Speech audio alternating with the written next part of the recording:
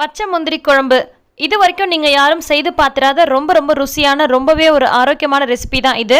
கண்டிப்பாக இதை நீங்கள் ட்ரை பண்ணி பாருங்கள். அவ்வளோ டேஸ்ட்டாக இருக்கும். ரொம்பவே ஆரோக்கியமான ரெசிபியும் கூட. பச்சை முந்திரி கிடைக்கலனா நம்ம நார்மலாக வீட்டில் பயன்படுத்தக்கூடிய முந்திரியை கூட நம்ம ஊற வச்சு செய்யலாம். எப்படி செய்கிறதுன்னு பார்க்கலாம் வாங்க. அஸ்ஸலாமு அலைக்கும், வெல்கம் டு ஆஸ் தமிழ். நான் உங்கள் சாய்ரா ஆஷிக். இது செய்கிறதுக்கு நல்ல 2 கை அளவுக்கு பச்சை முந்திரி எடுத்திருக்கேன். இது பார்த்தீங்கன்னா காய்ச்சல் இல்லாத முந்திரி. இந்த மாதிரி தோலை ரொம்ப ஈஸியாக உரிச்சிடலாம். இது முந்திரி விளைச்சல் இருக்கக்கூடிய இடங்களெல்லாம் இந்த மாதிரி விற்கிறாங்க.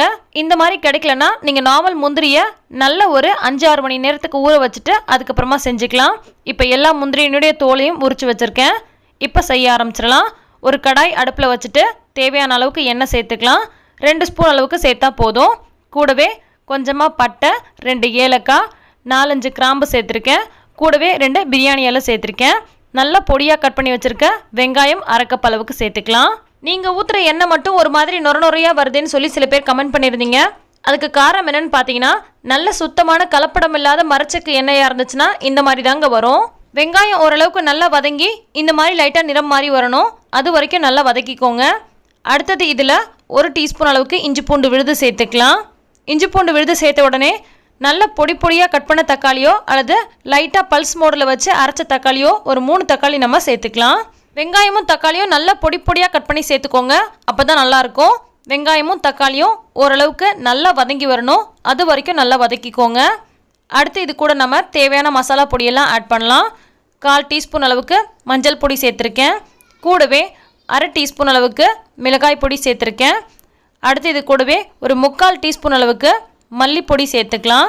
அடுத்து 1/2 டீஸ்பூன் அளவுக்கு பெருஞ்சீரக பொடி சேர்த்துக்கலாம். இதுக்கு பெருஞ்சீரக பொடி சேர்த்திங்கன்னா ரொம்ப நல்லாயிருக்கும். இருந்துச்சுன்னா சேர்த்துக்கோங்க, இல்லைனா ஸ்கிப் பண்ணிக்கோங்க. அடுத்து இது கூடவே 1/2 டீஸ்பூன் அளவுக்கு மிளகு பொடி, கூடவே தேவையான அளவுக்கு உப்பையும் சேர்த்துடலாம். இது எல்லாத்தையும் சேர்த்துட்டு 1 நிமிஷத்துக்கு நல்லா இது கூடவே வதக்கி விட்டுக்கோங்க. இந்த எண்ணெயிலேயே இந்த மசாலா நல்லா வதங்கணும். இந்த பச்சை வாசனைலாம் போகிட்டு நல்லா வதங்கி வரணும். அது வரைக்கும் நல்லா வதக்கிக்கோங்க.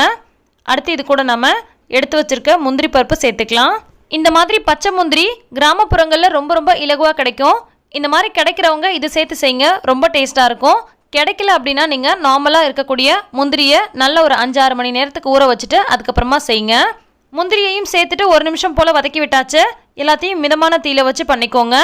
இப்போ இது கூட தேவையான அளவுக்கு தண்ணி சேர்த்துக்கலாம். உங்களுக்கு எந்த பதத்துக்கு குழம்பு தேவையோ அதை விட கொஞ்சம் கூடுதலாக தண்ணி சேர்த்துக்கோங்க. முந்திரி பருப்பு ரொம்ப சீக்கிரமாகவே வெந்துடும். இப்போ எல்லாத்தையும் சேர்த்துட்டு நல்லா கலந்து விட்டு உப்பு காரம்லாம் சரியாக இருக்குதான்னு பார்த்துக்கோங்க. மூடி போட்டு கொஞ்சம் நேரத்துக்கு வேக விட்டுறலாம். குழம்பு எந்த பக்குவத்துக்கு தேவையோ அந்த பக்கம் வந்ததுக்கப்புறமா ஸ்டவ் ஆஃப் பண்ணிக்கோங்க.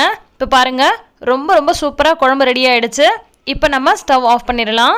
சுட சோறில் இந்த முந்திரி குழம்பு போட்டு சாப்பிட்றதுக்கு ரொம்ப டேஸ்ட்டாக இருக்கும். ரொம்பவே ஆரோக்கியமான ஒரு ரெசிபியும் கூட. சப்பாத்தியோட சாப்பிட்றதுக்குமே இது ரொம்ப டேஸ்ட்டாக இருக்கும்.